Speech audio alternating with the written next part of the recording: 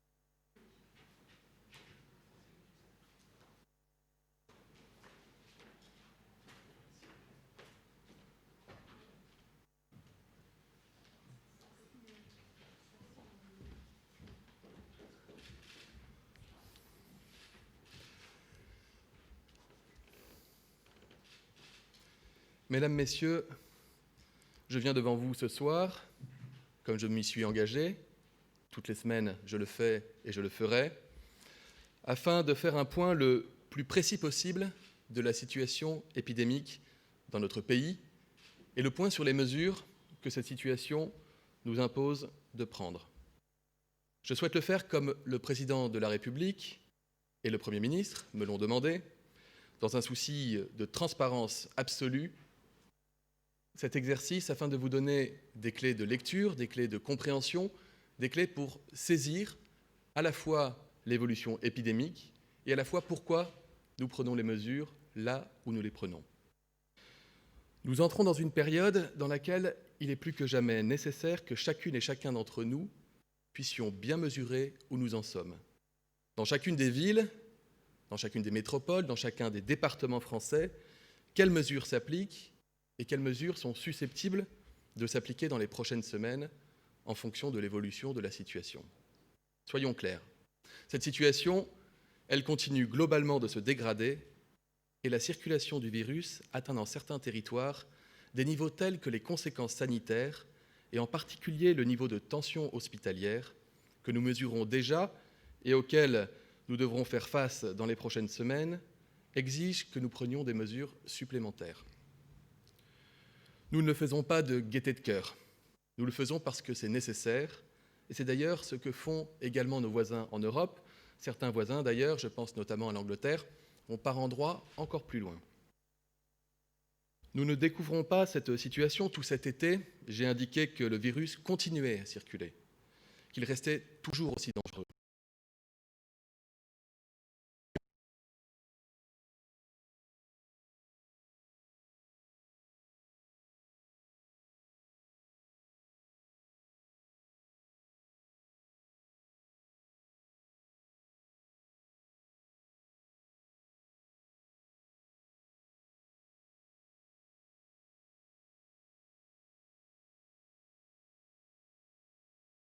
Sanitaire et des mesures en conséquence pour réagir.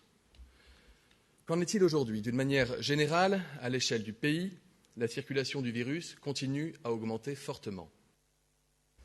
Le taux d'incidence, qui compte, vous le savez, le nombre de nouvelles contaminations par le virus par semaine, est en hausse constante. Il était la semaine dernière à 83 cas pour 100 000 habitants. Nous sommes ce soir à près de 95 cas pour 100 000 habitants et nous dépasserons sans nul doute les 100 cas pour 100 000 habitants dans les prochaines heures ou les prochains jours. Le taux de reproduction du virus, ce facteur R, que je vous ai déjà également présenté plusieurs fois, reste au-dessus de 1. C'est un indicateur qui montre la vitesse de circulation du virus, qui est un indicateur de l'évolution de l'épidémie.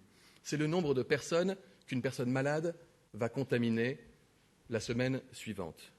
Je vous rappelle que ce R était beaucoup plus élevé lors de la première vague. Il était de l'ordre de 3, voire au-delà.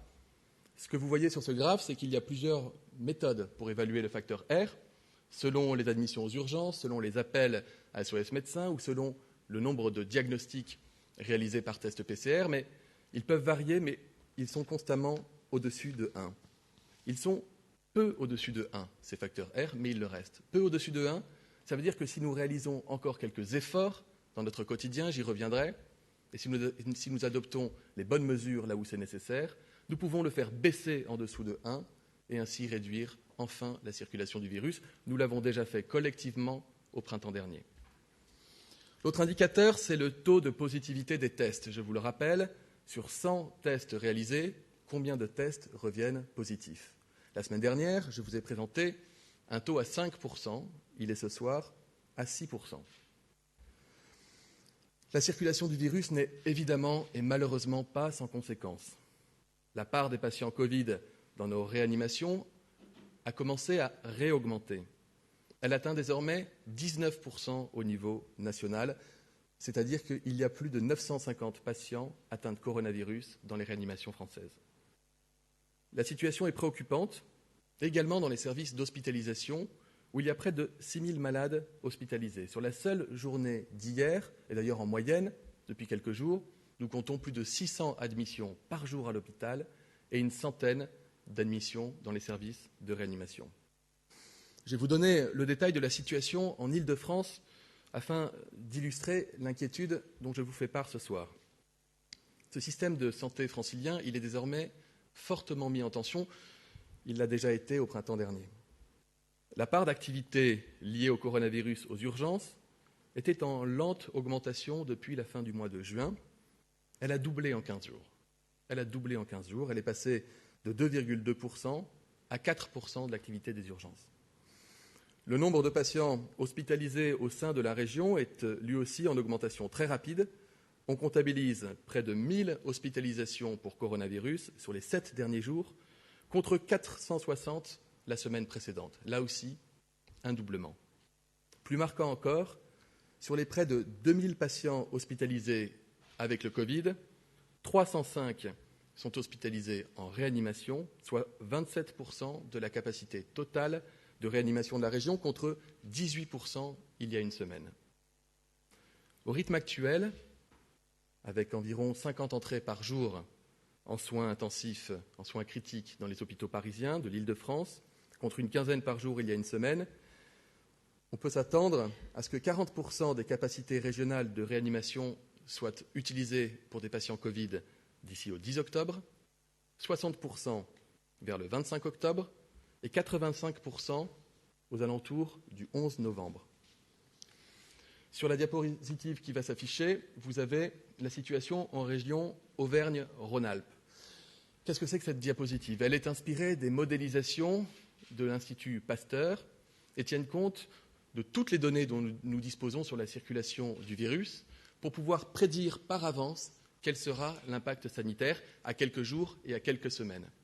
Ces modélisations, elles sont réactualisées chaque semaine. Elles ont été réactualisées hier et elles nous montrent que nous nous inscrivons actuellement dans la dynamique telle qu'elle avait été prévue par les premiers modèles il y a une semaine et il y a 10 jours. Et elles montrent, si vous lisez bien ce graphe, que d'ici aux alentours du 10 octobre, nous aurions atteint, si la situation devait évoluer de manière constante, le seuil qui correspond aux capacités de place en réanimation dans la région, et quelques jours plus tard, un peu plus d'une semaine plus tard, le seuil maximal des places en réanimation dans la région Auvergne-Rhône-Alpes, quand bien même nous aurions augmenté ces capacités, ce que nous sommes en état de faire, j'y reviendrai. Si je vous montre cette diapositive, ce n'est pas pour faire peur outre mesure, ça reste une modélisation, mais c'est pour vous dire qu'il est encore temps d'agir et que les mesures que nous prenons, et j'y reviendrai tout à l'heure, ont pour objectif de faire mentir cette courbe, ou plutôt de sortir de cette trajectoire et de protéger nos hôpitaux et nos réanimations. Si nous ne prenons pas des mesures rapidement, nous risquons d'atteindre une situation critique dans certaines régions les plus touchées, et ce en quelques semaines. Je vous montre ici la situation aux régions Auvergne-Rhône-Alpes. D'autres régions peuvent être soumises à un fort stress hospitalier et en réanimation. Et une autre différence, j'en ai parlé la semaine dernière, avec la première vague, avec le printemps dernier, c'est que nous ne pouvons pas nous permettre de déprogrammer massivement l'activité chirurgicale réglée. Parce qu'il y a d'autres malades que les malades qui ont le coronavirus. Il y a des malades qui ont un cancer qui doit être opéré, des malades qui doivent se faire poser des prothèses en orthopédie et qui ont parfois retardé leur opération suffisamment longtemps. Et puis il y a les activités de greffe. Nous devons protéger nos hôpitaux, nous devons protéger nos services de réanimation, nous devons protéger les Français. La détérioration de la situation m'amène donc à délivrer un message solennel à chacune et à chacun d'entre nous. La première clé, nous la connaissons et nous la détenons. Respect des gestes barrières, lavage des mains, respect des distances, port du masque et plus globalement, réduction des interactions sociales et vigilance collective, autant dans la sphère publique que dans la sphère privée. Je sais et je mesure pleinement les efforts que chacun d'entre nous réalise au quotidien. Mais on ne peut pas être extrêmement vigilant dans le métro, dans le bus, à son bureau, dans un commerce, et relâcher toute forme de vigilance quand on se retrouve dans un bar ou chez soi en invitant des amis ou au contact de sa famille. On en a tous envie, mais il ne faut pas céder à cette tentation. Il ne faut pas multiplier les dîners, il faut éviter de sortir plusieurs fois par semaine avec des personnes différentes. Encore une fois, si chacun de nous voit un peu moins de personnes par jour, fait un peu plus attention à la distance et au respect des gestes barrières, alors nous réussirons à vaincre ce virus. Certains pays ont parlé du concept de bulle sociale. C'est un peu le concept dont je vous parle ce soir, avec cet effort collectif qui est la clé de notre capacité à maîtriser le virus. Notre stratégie, vous la connaissez, je l'ai présentée la semaine dernière et le président de la République et le Premier ministre l'ont validée et présentée. Elle repose sur 4 piliers. Les gestes barrières, le triptyque tester, alerter, protéger, une stratégie différenciée de mesures adaptées à chaque territoire et enfin la protection des personnes âgées et vulnérables. Ce soir, c'est sur le 3e pilier, l'approche territoriale dans la lutte contre l'épidémie, que je veux m'arrêter. Pourquoi est-ce qu'on raisonne de cette manière-là, de manière territoriale et de manière différenciée ? D'abord parce que le virus ne circule pas de la même manière selon les territoires concernés. Des endroits où il circule très vite, des endroits où il circule moins vite. Cela nous permet donc sur chaque territoire d'appréhender la situation avec des indicateurs très précis, quotidiens, et de prendre les mesures adaptées en fonction de la situation. Donc cette situation, elle est forcément très variable selon les territoires et métropoles, et vous allez avoir un tableau qui va vous être présenté et qui l'illustre. Il faut donc pour chaque territoire prendre les mesures adaptées, celles qui permettront de poursuivre la vie économique, la vie culturelle, la vie sociale, mais aussi de réduire et de réglementer les événements et activités dont on sait qu'ils sont particulièrement propices à la transmission et donc à la circulation du virus. C'est un équilibre difficile. Nous ne le décidons pas tout seuls d'en haut, nous le faisons grâce à une concertation étroite avec les agences régionales de santé, avec les préfets et avec l'ensemble des élus des territoires concernés.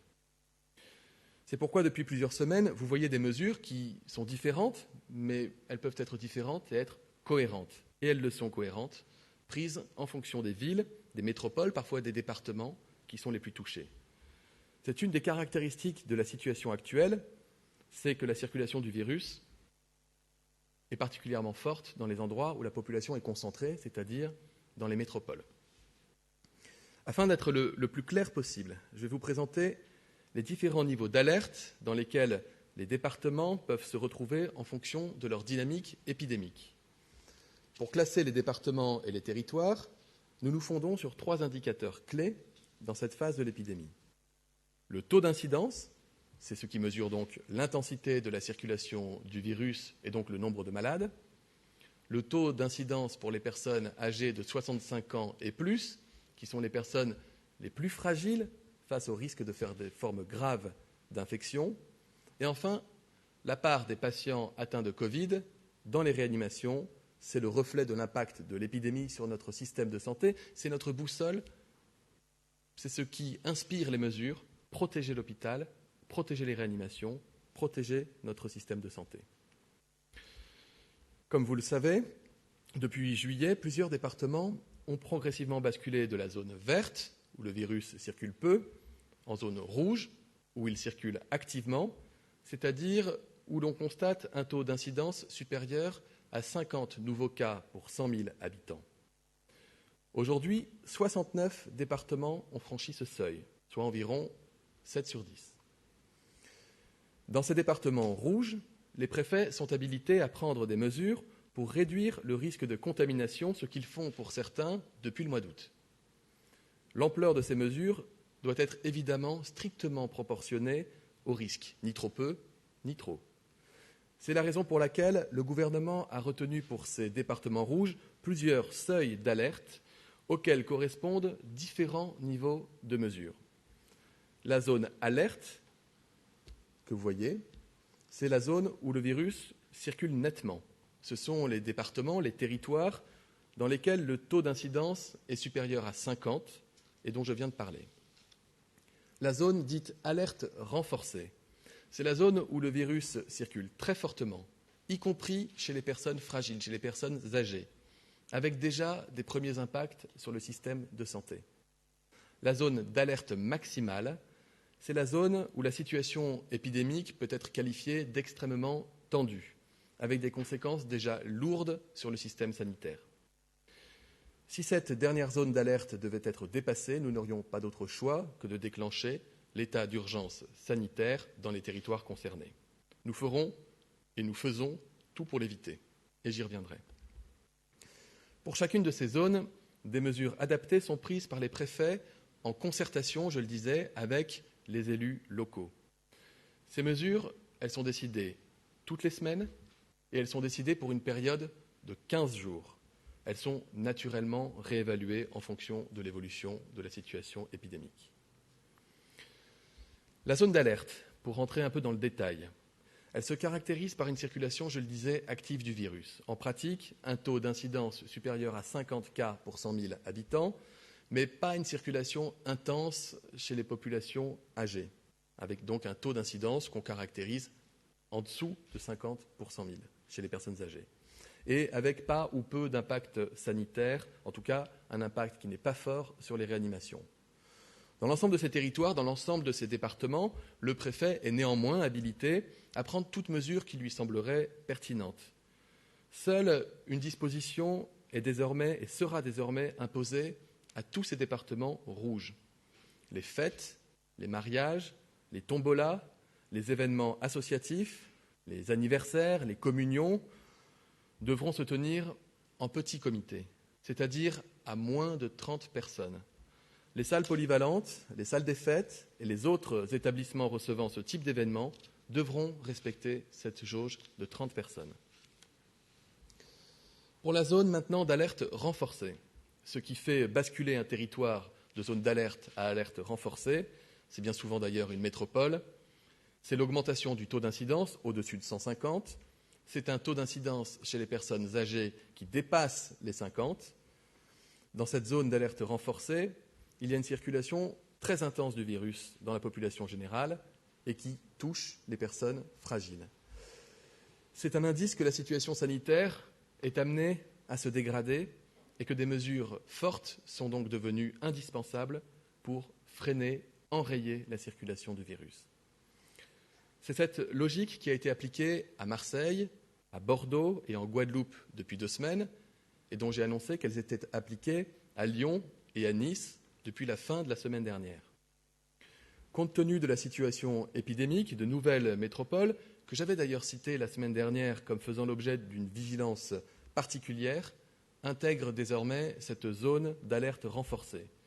Il s'agit des métropoles de Lille, de Toulouse, de Saint-Étienne, de Rennes, Paris ainsi que les départements de la Petite Couronne, Rouen, Grenoble et Montpellier. Les mesures qui s'appliqueront à compter de samedi et à l'issue d'une concertation entre le préfet et les élus locaux sont les suivantes. Abaissement de la jauge des rassemblements à 1000 personnes, sous réserve que les protocoles sanitaires y soient strictement respectés. Interdiction des grands événements déclarés, comme les fêtes locales ou les fêtes étudiantes. Interdiction des rassemblements de plus de 10 personnes dans l'espace public, tels que plages, parcs. Fermeture anticipée des bars, l'horaire de fermeture étant décidé par le préfet après concertation des élus. Cette mesure sur les bars entrera en vigueur lundi pour laisser le temps utile à cette concertation. En tout état de cause, les bars ne pourront pas rester ouverts au-delà de 22 heures dans l'ensemble de ces territoires. La fermeture des salles de sport et des gymnases. En effet, ce sont des espaces confinés où le port du masque est impossible, voire à minima complexe, et qui sont des lieux, hélas, de contamination importants. La fermeture de toutes les salles des fêtes et salles polyvalentes pour les activités festives et les activités associatives. Cette dernière mesure entrera également en vigueur lundi. Je vous le disais, ces mesures, pour tous les territoires que j'ai cités, vont faire l'objet d'une concertation au cours des 48 prochaines heures. Ces concertations permettront de les préciser, à la fois pour qu'elles soient les plus efficaces possibles dans notre objectif commun, la lutte contre le virus, mais aussi évidemment les plus vivables possibles, car il s'agit bien, je le répète, de vivre avec le virus. Au-delà de ces mesures de nature réglementaire, nous devons, dans ces métropoles plus encore qu'ailleurs, modifier nos comportements et nos habitudes. Le télétravail doit être favorisé autant que possible, en particulier pour les publics vulnérables. C'est naturellement à chaque entreprise, à chaque administration, de voir comment il peut, selon l'activité de chacun, développer au maximum le télétravail, la période récente nous a démontré que le télétravail était à la fois possible et précieux en cas de forte circulation du virus. Il faut donc, dans les métropoles en alerte renforcée, et encore plus dans les métropoles en alerte maximale, le développer très fortement. Nous devons, plus encore qu'ailleurs, limiter les rassemblements privés, réserver ces moments de rencontre à nos plus proches, à nos familles, à nos amis. Tous les contacts sociaux sans masque dans les espaces clos, que ces espaces soient publics ou qu'ils soient privés, doivent être évités au maximum. Ce n'est pas parce qu'on est chez soi avec une dizaine d'amis qu'il y a moins de risques que le virus circule que si nous étions dans un lieu public fermé avec la même dizaine d'amis. Enfin, nous portons une attention particulière aux personnes âgées. À elles plus encore qu'aux autres, je demande la plus grande vigilance. Je sais combien elle est difficile, cette vigilance, de tous les instants, mais je sais aussi combien elle est précieuse, compte tenu du risque de développer des formes graves de la maladie. Les personnes âgées à domicile sont appelées à se protéger particulièrement en adoptant des gestes barrières renforcés, mais sans se mettre à l'écart. Les personnes âgées et les personnes vulnérables doivent aussi vivre avec le virus. Si vous êtes isolé, n'hésitez pas à contacter votre mairie. Vous avez également un numéro d'écoute et de lutte contre l'isolement qui a été mis en place par la Croix-Rouge, le 09 70 28 30 00. Nous avons tous une responsabilité collective pour nos proches, pour qu'ils ne restent pas isolés, pour nos voisins. Il faut que nous nous protégions, mais il faut aussi qu'on prenne soin d'eux. En plus des gestes barrières, on peut adopter des gestes solidaires. On peut passer des coups de fil, on peut prendre des nouvelles, vérifier si tout va bien. La protection n'est pas l'isolement. Notre attention sur la situation des personnes âgées, dans les EHPAD cette fois-ci, est évidemment particulièrement forte. Et le président de la République l'a rappelé hier au cours d'un déplacement. Les EHPAD sont invités à prendre des mesures de protection renforcées, tout en maintenant l'indispensable lien avec les proches. Rétablissement des visites sur rendez-vous avec des plages horaires adaptées et ouvertes le week-end, engagement des proches à respecter les gestes barrières, politique de dépistage déterminée et renforcée avec des campagnes de prévention à intervalles réguliers. Si la situation ne s'améliore pas dans d'autres agglomérations, elle pourrait bientôt rejoindre la liste de ces métropoles, de ces territoires en zone d'alerte renforcée. Je vais en citer 4 en particulier: Tours, Strasbourg, Dijon et Clermont-Ferrand. Si la situation se dégrade encore pour les territoires qui sont déjà en alerte renforcée, ils peuvent alors passer en territoire dit en alerte maximale.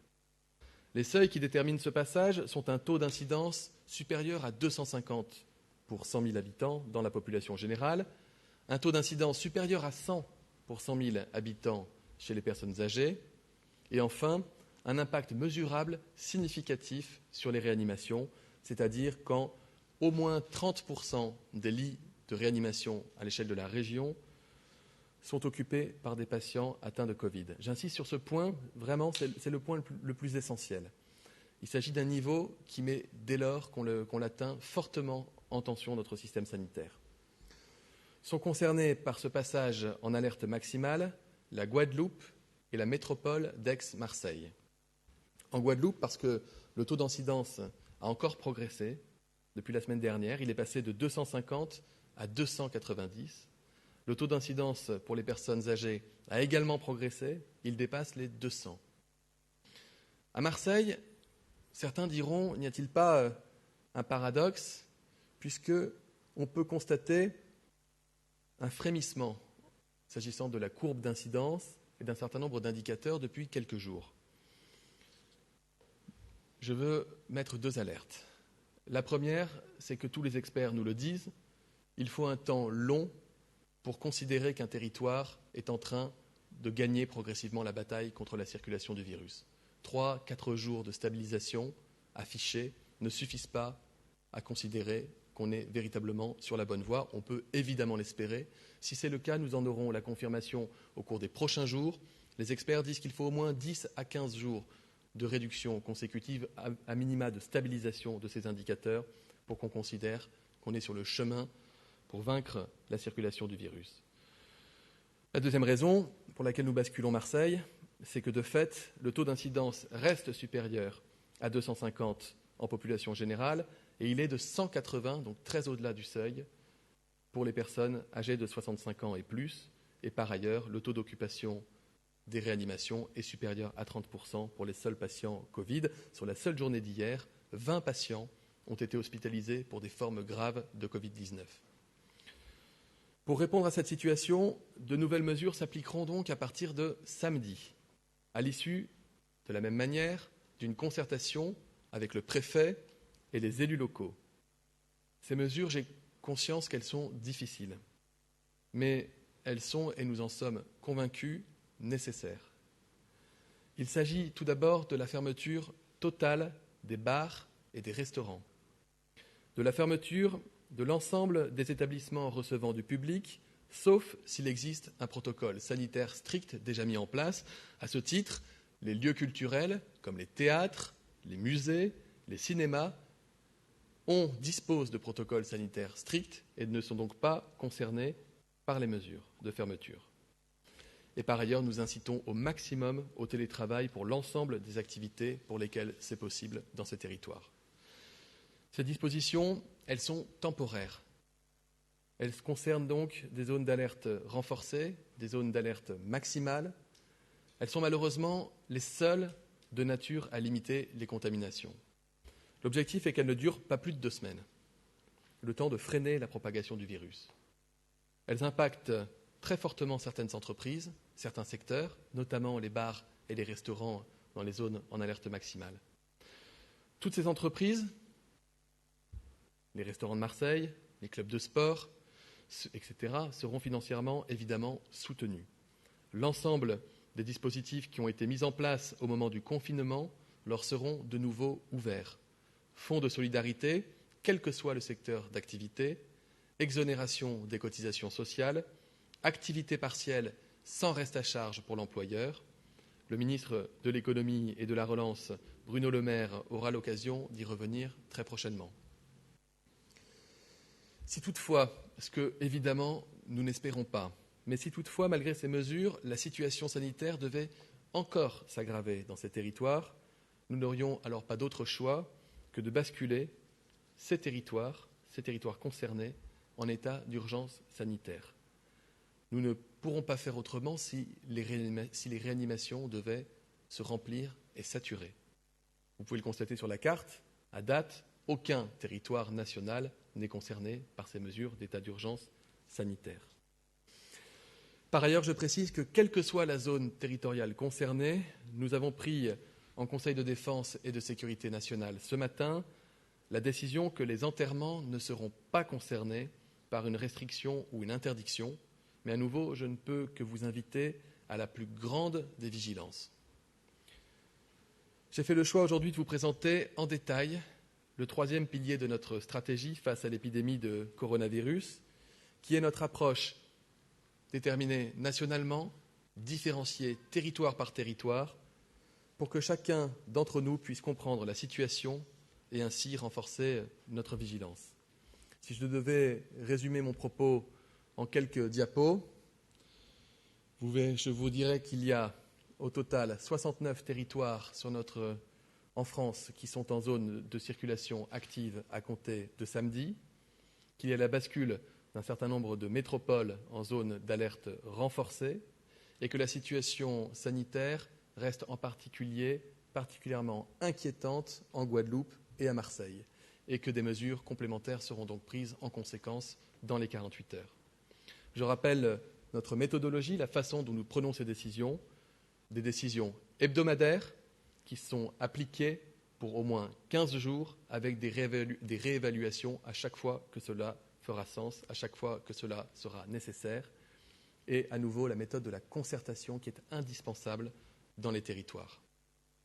Enfin, je voudrais terminer en rappelant les consignes qui concernent tout le monde, quelle que soit la zone dans laquelle nous nous trouvons, le respect des gestes barrières, le lavage des mains, la limitation des contacts et des rassemblements, et je le redis, y compris dans la sphère privée, réduisons nos contacts sociaux, réduisons notre bulle sociale. Et le renforcement de la protection des seniors et des personnes âgées, vulnérables, qu'elles soient à domicile ou qu'elles soient en EHPAD, en rappelant que la protection ne signifie pas la solitude et l'isolement. Hors de question d'en arriver à ce type de situation. Je vous remercie et je vais maintenant prendre, je crois, des questions qui ont été...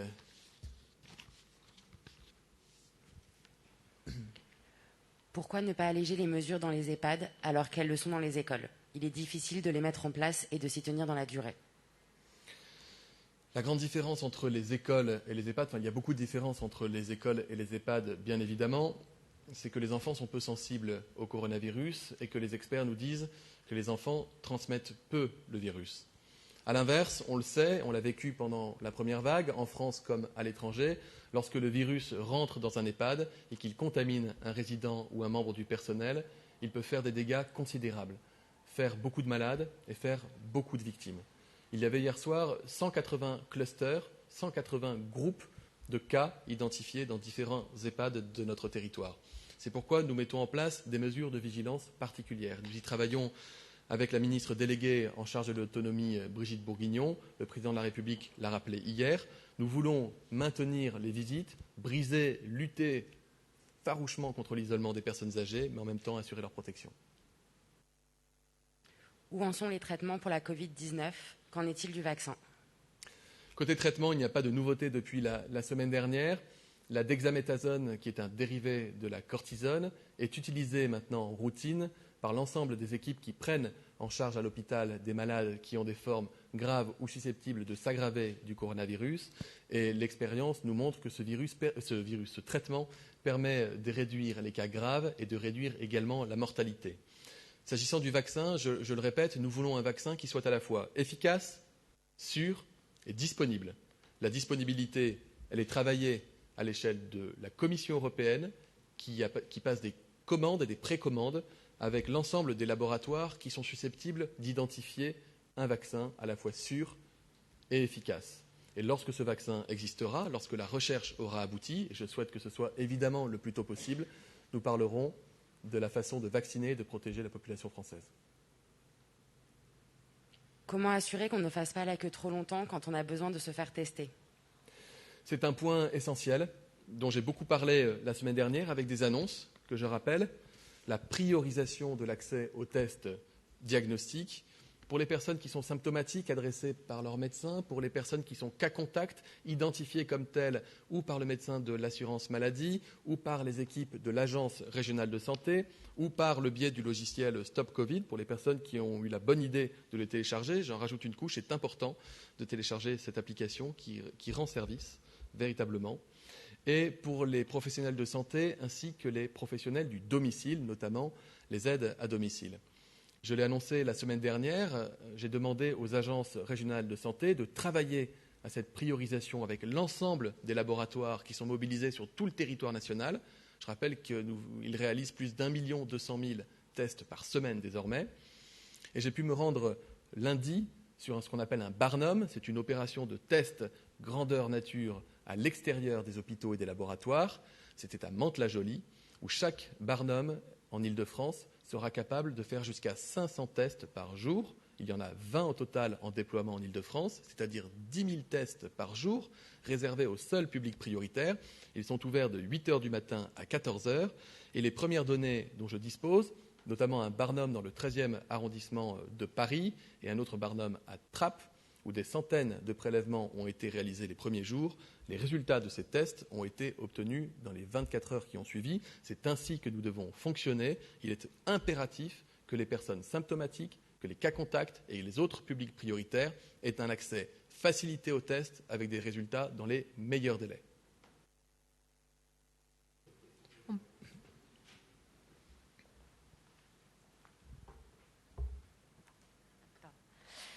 Bonsoir, Monsieur le Ministre. Julia Van Elst pour BFM TV. Vous l'avez largement expliqué, on voit que la situation se dégrade dans plusieurs territoires et métropoles. À l'heure où je vous parle, est-ce qu'aujourd'hui, vous pouvez nous confirmer qu'il n'y aura pas de reconfinement, même local, dans ces territoires si la situation venait à se dégrader à nouveau ? Votre question est parfaitement légitime, si je puis me permettre de la caractériser ainsi, d'autant qu'on voit que certains pays autour de nous sont amenés à mener des actions de reconfinement localisées. C'est le cas notamment dans de nombreux quartiers de Madrid, en Espagne. Nous faisons tout pour ne pas en arriver à des mesures de confinement, même partielles et même localisées, même territorialisées. Pourquoi nous prenons des mesures qui sont des mesures fortes et encore une fois qui ont un impact sur le quotidien des Français qui vivent dans ces territoires? C'est pour casser les chaînes de contamination, c'est pour casser la dynamique virale avant que les systèmes sanitaires, avant que les systèmes diagnostiques et de prise en charge soient totalement dépassés. Ce n'est pas le cas aujourd'hui. Nous sommes encore dans un objectif de maîtriser l'épidémie. Nous ne sommes pas dans la situation du printemps dernier et donc nous n'envisageons pas de confinement. Vous avez noté que nous sommes en capacité de déclencher un état d'urgence sanitaire dans des territoires si d'aventure, malgré toutes les mesures qui ont été mises en place, eh bien, l'impact sanitaire était trop important. Cet état d'urgence sanitaire peut s'accompagner d'autres types de mesures. Nous n'envisageons pas de reconfinement généralisé et nous ne souhaitons pas tendre vers un confinement, quelle que soit sa forme. C'est pour ça que nous devons être extrêmement attentifs et extrêmement vigilants. Oui, bonjour, s'il vous plaît, Angela Charlton de l'agence de presse AP. J'ai une question concernant Roland-Garros. Dans votre travail de pédagogie, vous parlez beaucoup de cohérence, mais pourquoi il y a une incohérence avec Roland-Garros qui ouvre dans quelques jours? Il y aura un brassage de foule tous les jours pendant 15 jours.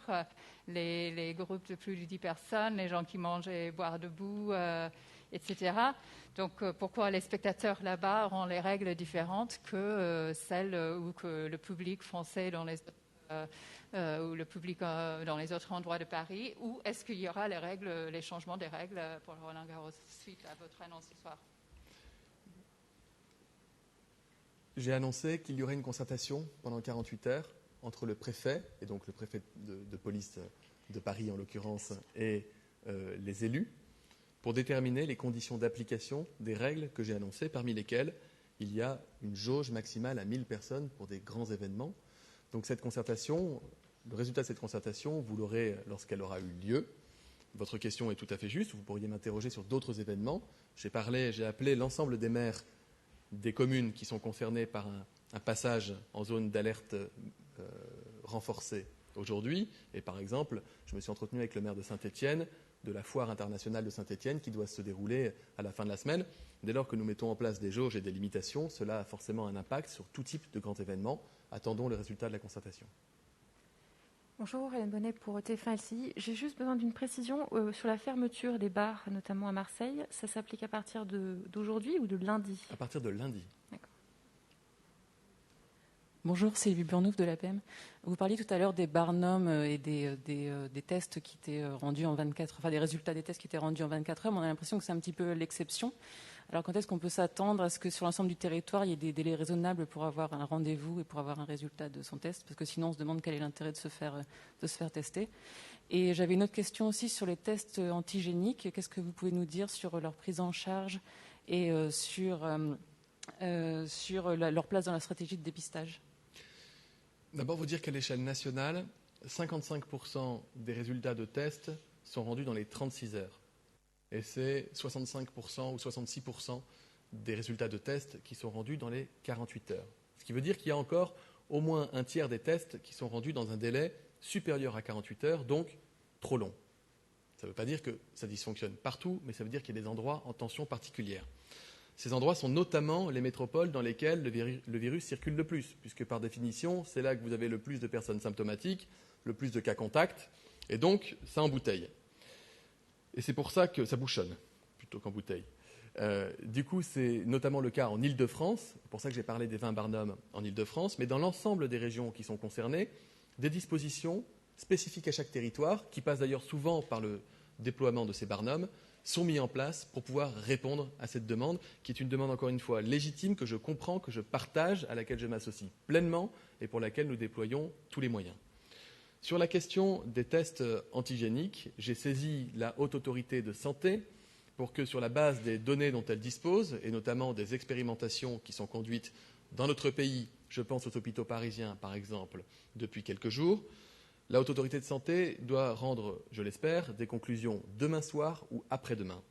En tout état de cause, il est prévu que je puisse vous présenter la semaine prochaine une stratégie en matière de tests, tirant conclusion des premières mesures qui ont été déployées pour prioriser les publics prioritaires avec les délais d'accès, également présenter la stratégie avec les innovations, je pense aux tests salivaires, mais également aux tests antigéniques.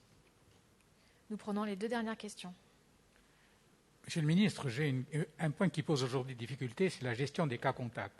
Alors je voudrais que vous nous disiez aujourd'hui, fassiez un point de la situation. Quel est le nombre de ces brigades sanitaires? Combien de monde aujourd'hui sont affectés à ces cas contacts? Parce qu'il me semble, enfin selon les observateurs, qu'il y a vraiment difficulté.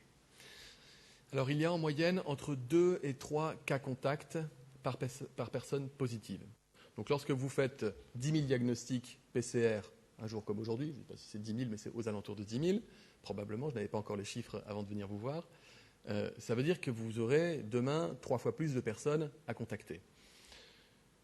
Ce qu'on appelle le contact tracing, le traçage, pour savoir avec quelle personne vous avez été en contact étroit et que vous avez été susceptible de contaminer malgré vous. Ce traçage, il repose sur 3 niveaux d'intervention.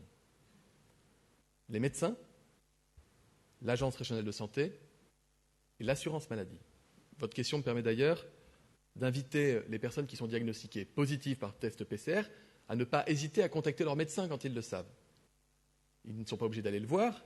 La télémédecine, les téléconsultations restent parfaitement d'actualité. J'ai fait en sorte qu'elles soient prises en charge à 100% par la sécurité sociale. Il n'y a pas d'avance de frais, il n'y a pas de reste à charge. Il ne faut pas hésiter à appeler le médecin, parce que le médecin a toute sa place dans le dispositif de traçage, de tracing, pour accompagner, expliquer également aux personnes qui vont être mises à l'abri comment cette période va se dérouler. Par ailleurs, nous déployons avec les agences régionales de santé des dispositifs d'appel ou de contact par SMS, selon les publics, avec au moins 2 prises de contact dans la semaine de mise à l'abri, et davantage évidemment si les personnes sont vulnérables. Je profite de votre question pour remercier toutes ces équipes qui n'ont jamais arrêté de travailler, y compris au cœur de l'été. C'est un travail qui est compliqué.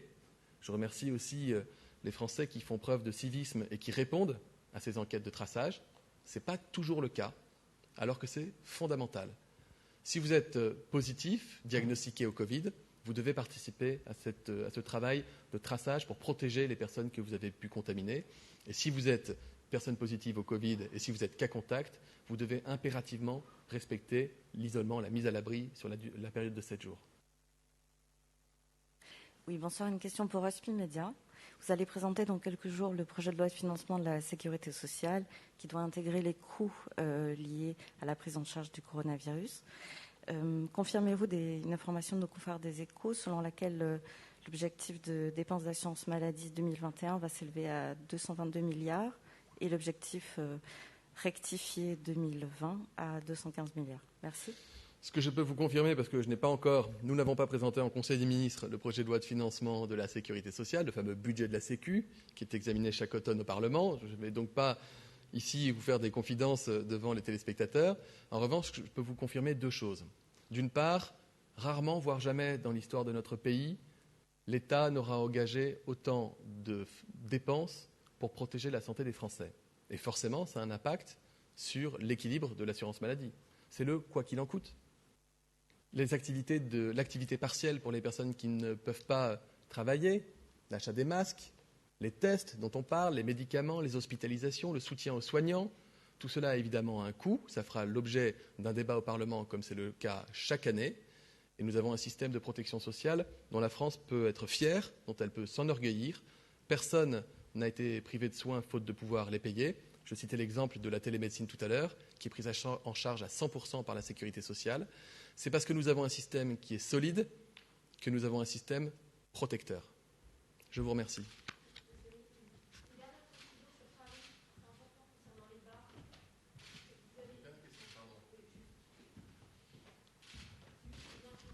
Dites-moi. Une dernière question. Vous avez évoqué les bars, la fermeture, si je ne me trompe pas, des bars à 22h, c'est bien ça. Vous n'avez pas évoqué les restaurants. Est-ce que c'est également les restaurants ou pas, ou que les bars? On fait la différence entre les bars et les restaurants. Les difficultés que nous avons constatées, et notamment au cours de l'été, vous savez qu'il y a des mesures qui font qu'on ne peut pas se tenir debout sans masque dans un bar. On doit mettre son masque même lorsqu'on va se déplacer pour aller se laver les mains ou aller aux toilettes ou aller passer des commandes. Ce n'est pas toujours respecté. Il y en a qui le respectent et je les en remercie. Il y a des endroits où c'est plus difficile. Et passer une certaine heure le soir, quand on a un peu passé l'heure de l'apéro, c'est encore plus difficile de faire respecter cela. Et il y a des études qui montrent, notamment des études internationales, que parmi les personnes contaminées, un plus grand nombre avaient fréquenté un bar les jours précédents. C'est un facteur différenciant entre les personnes qui ont été contaminées et celles qui ne l'ont pas été. Pour les restaurants, la situation est différente. On voit moins de gens debout à l'intérieur d'un restaurant. Il y a moins de brassage, y compris lorsque la nuit profonde est tombée. Et les mesures sanitaires qui ont été appliquées, les distanciations entre les tables et entre les groupes, permettent d'assurer leur bon fonctionnement. C'est pourquoi nous privilégions des mesures concernant les seuls bars, dans les zones en alerte renforcée, notamment Paris, alors que dans les zones où vraiment le virus circule trop et les personnes âgées sont les plus touchées, les zones d'alerte maximale, là nous sommes contraints de prendre des mesures plus strictes, y compris incluant les restaurateurs qui, je le précise et je le répète, seront évidemment accompagnés et soutenus par l'État. Je vous remercie.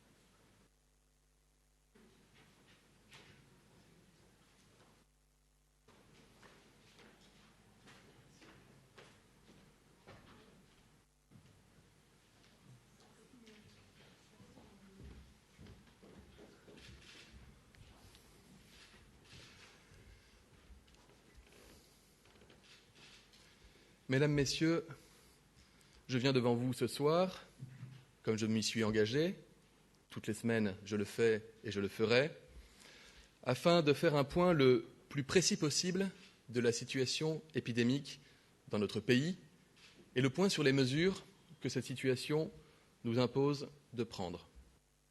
Je souhaite le faire comme le Président de la République et le Premier ministre me l'ont demandé, dans un souci de transparence absolue, cet exercice afin de vous donner des clés de lecture, des clés de compréhension, des clés pour saisir à la fois l'évolution épidémique et à la fois pourquoi nous prenons les mesures là où nous les prenons. Nous entrons dans une période dans laquelle il est plus que jamais nécessaire que chacune et chacun d'entre nous puissions bien mesurer où nous en sommes. Dans chacune des villes, dans chacune des métropoles, dans chacun des départements français, quelles mesures s'appliquent et quelles mesures sont susceptibles de s'appliquer dans les prochaines semaines en fonction de l'évolution de la situation. Soyons clairs, cette situation, elle continue globalement de se dégrader et la circulation du virus atteint dans certains territoires des niveaux tels que les conséquences sanitaires, et en particulier le niveau de tension hospitalière, que nous mesurons déjà et auquel nous devrons faire face dans les prochaines semaines, exigent que nous prenions des mesures supplémentaires. Nous ne le faisons pas de gaieté de cœur. Nous le faisons parce que c'est nécessaire, et c'est d'ailleurs ce que font également nos voisins en Europe. Certains voisins, d'ailleurs, je pense notamment à l'Angleterre, vont par endroits encore plus loin. Nous ne découvrons pas cette situation. Tout cet été, j'ai indiqué que le virus continuait à circuler, qu'il restait toujours aussi dangereux. Il y a 2 semaines, le Premier ministre a fait part de la dégradation de la situation et a décidé de premières mesures sur certains territoires, Marseille, Bordeaux et la Guadeloupe.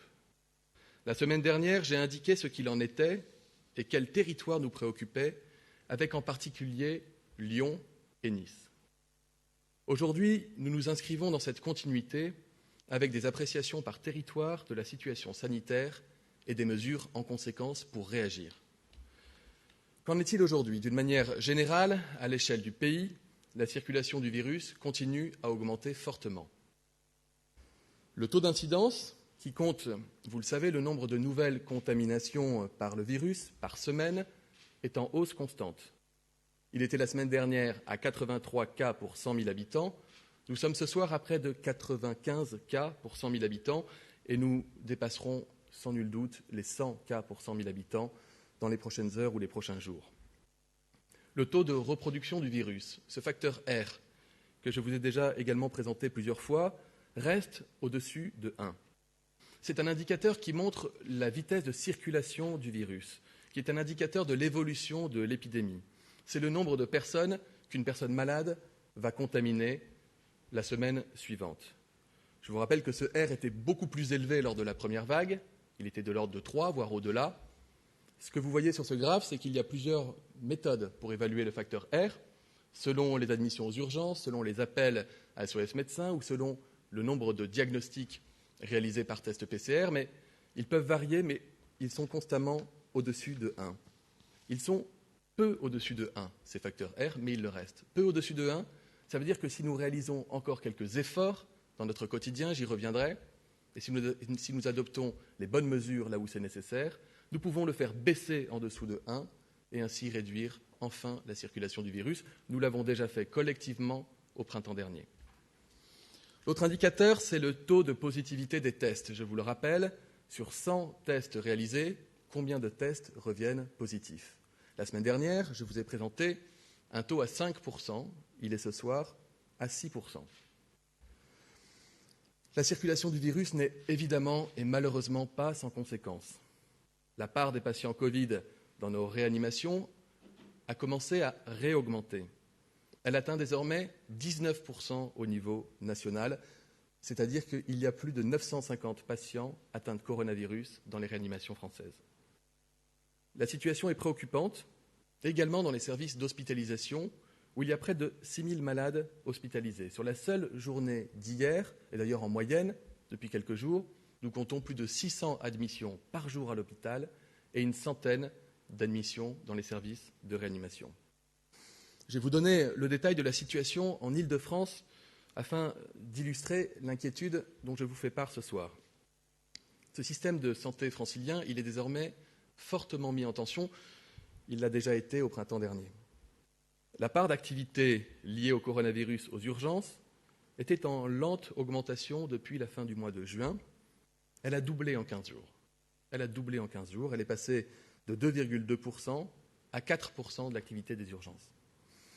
Le nombre de patients hospitalisés au sein de la région est lui aussi en augmentation très rapide. On comptabilise près de 1000 hospitalisations pour coronavirus sur les 7 derniers jours, contre 460 la semaine précédente. Là aussi, un doublement. Plus marquant encore, sur les près de 2000 patients hospitalisés avec le Covid, 305 sont hospitalisés en réanimation, soit 27% de la capacité totale de réanimation de la région, contre 18% il y a une semaine. Au rythme actuel, avec environ 50 entrées par jour en soins intensifs, en soins critiques dans les hôpitaux parisiens de l'Île-de-France, contre une quinzaine par jour il y a une semaine, on peut s'attendre à ce que 40% des capacités régionales de réanimation soient utilisées pour des patients Covid d'ici au 10 octobre, 60% vers le 25 octobre et 85% aux alentours du 11 novembre. Sur la diapositive qui va s'afficher, vous avez la situation en région Auvergne-Rhône-Alpes. Qu'est-ce que c'est que cette diapositive ? Elle est inspirée des modélisations de l'Institut Pasteur et tiennent compte de toutes les données dont nous disposons sur la circulation du virus pour pouvoir prédire par avance quel sera l'impact sanitaire à quelques jours et à quelques semaines. Ces modélisations, elles sont réactualisées chaque semaine. Elles ont été réactualisées hier et elles nous montrent que nous nous inscrivons actuellement dans la dynamique telle qu'elle avait été prévue par les premiers modèles d'il y a une semaine et il y a 10 jours. Et elles montrent, si vous lisez bien ce graphe, que d'ici aux alentours du 10 octobre, nous aurions atteint, si la situation devait évoluer de manière constante, le seuil qui correspond aux capacités de place en réanimation dans la région, et quelques jours plus tard, un peu plus d'une semaine plus tard, le seuil maximal des places en réanimation dans la région Auvergne-Rhône-Alpes, quand bien même nous aurions augmenté ces capacités, ce que nous sommes en état de faire, j'y reviendrai. Si je vous montre cette diapositive, ce n'est pas pour faire peur outre mesure, ça reste une modélisation, mais c'est pour vous dire qu'il est encore temps d'agir et que les mesures que nous prenons, et j'y reviendrai tout à l'heure, ont pour objectif de faire mentir cette courbe, ou plutôt de sortir de cette trajectoire et de protéger nos hôpitaux et nos réanimations. Si nous ne prenons pas des mesures rapidement, nous risquons d'atteindre une situation critique dans certaines régions les plus touchées, et ce en quelques semaines. Je vous montre ici la situation en région Auvergne-Rhône-Alpes. D'autres régions peuvent être soumises à un fort stress hospitalier et en réanimation. Et une autre différence, j'en ai parlé la semaine dernière, avec la première vague, avec le printemps dernier, c'est que nous ne pouvons pas nous permettre de déprogrammer massivement l'activité chirurgicale réglée. Parce qu'il y a d'autres malades que les malades qui ont le coronavirus. Il y a des malades qui ont un cancer qui doit être opéré, des malades qui doivent se faire poser des prothèses en orthopédie et qui ont parfois retardé leur opération suffisamment longtemps. Et puis il y a les activités de greffe. Nous devons protéger nos hôpitaux, nous devons protéger nos services de réanimation, nous devons protéger les Français. La détérioration de la situation m'amène donc à délivrer un message solennel à chacune et à chacun d'entre nous. La première clé, nous la connaissons et nous la détenons. Respect des gestes barrières, lavage des mains, respect des distances, port du masque et plus globalement, réduction des interactions sociales et vigilance collective, autant dans la sphère publique que dans la sphère privée. Je sais et je mesure pleinement les efforts que chacun d'entre nous réalise au quotidien. Mais on ne peut pas être extrêmement vigilant dans le métro, dans le bus, à son bureau, dans un commerce, et relâcher toute forme de vigilance quand on se retrouve dans un bar ou chez soi en invitant des amis ou au contact de sa famille. On en a tous envie, mais il ne faut pas céder à cette tentation. Il ne faut pas multiplier les dîners, il faut éviter de sortir plusieurs fois par semaine avec des personnes différentes. Encore une fois, si chacun de nous voit un peu moins de personnes par jour, fait un peu plus attention à la distance et au respect des gestes barrières, alors nous réussirons à vaincre ce virus. Certains pays ont parlé du concept de bulle sociale. C'est un peu le concept dont je vous parle ce soir, avec cet effort collectif qui est la clé de notre capacité à maîtriser le virus. Notre stratégie, vous la connaissez, je l'ai présentée la semaine dernière et le Président de la République et le Premier ministre l'ont validée et présentée. Elle repose sur 4 piliers. Les gestes barrières, le triptyque tester, alerter, protéger, une stratégie différenciée de mesures adaptées à chaque territoire et enfin la protection des personnes âgées et vulnérables. Ce soir, c'est sur le 3e pilier, l'approche territoriale dans la lutte contre l'épidémie, que je veux m'arrêter. Pourquoi est-ce qu'on raisonne de cette manière-là, de manière territoriale et de manière différenciée ? D'abord parce que le virus ne circule pas de la même manière selon les territoires concernés. Des endroits où il circule très vite, des endroits où il circule moins vite. Cela nous permet donc sur chaque territoire d'appréhender la situation avec des indicateurs très précis, quotidiens, et de prendre les mesures adaptées en fonction de la situation. Donc cette situation, elle est forcément très variable selon les territoires et métropoles, et vous allez avoir un tableau qui va vous être présenté et qui l'illustre. Il faut donc pour chaque territoire prendre les mesures adaptées, celles qui permettront de poursuivre la vie économique, la vie culturelle, la vie sociale, mais aussi de réduire et de réglementer les événements et activités dont on sait qu'ils sont particulièrement propices à la transmission et donc à la circulation du virus. C'est un équilibre difficile. Nous ne le décidons pas tout seuls d'en haut, nous le faisons grâce à une concertation étroite avec les agences régionales de santé, avec les préfets et avec l'ensemble des élus des territoires concernés. C'est pourquoi depuis plusieurs semaines, vous voyez des mesures qui sont différentes, mais elles peuvent être différentes et être cohérentes. Et elles le sont cohérentes, prises en fonction des villes, des métropoles, parfois des départements qui sont les plus touchés. C'est une des caractéristiques de la situation actuelle, c'est que la circulation du virus est particulièrement forte dans les endroits où la population est concentrée, c'est-à-dire dans les métropoles. Afin d'être le plus clair possible, je vais vous présenter les différents niveaux d'alerte dans lesquels les départements peuvent se retrouver en fonction de leur dynamique épidémique. Pour classer les départements et les territoires, nous nous fondons sur 3 indicateurs clés dans cette phase de l'épidémie. Le taux d'incidence, c'est ce qui mesure donc l'intensité de la circulation du virus et donc le nombre de malades. Le taux d'incidence pour les personnes âgées de 65 ans et plus, qui sont les personnes les plus fragiles face au risque de faire des formes graves d'infection.